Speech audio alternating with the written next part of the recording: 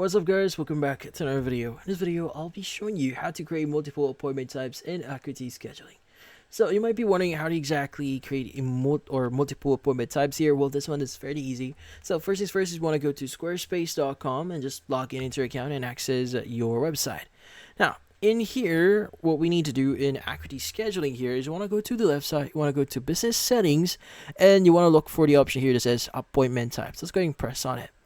Now from here, you can go ahead and just create your appointment type here. Now, in this case, by the way, there are two options here for you to create your appointment type.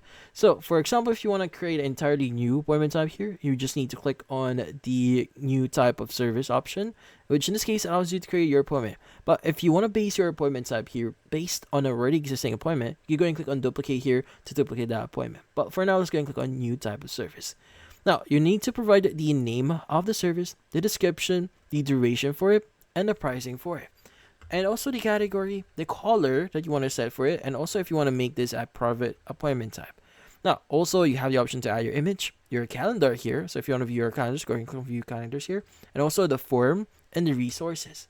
But in this case, once you've added the necessary information, let's go and let's just say test appointment. And let's go ahead and click on the create button at the top right here. It should create our appointment here, as you can see right now. Now, if you want to add another one, just click on new type of service here. And again, provide all necessary details needed. But yeah, so in this case, that's about it. So if you found this video helpful, don't forget to leave a like or maybe subscribe to our channel. Thank you for watching.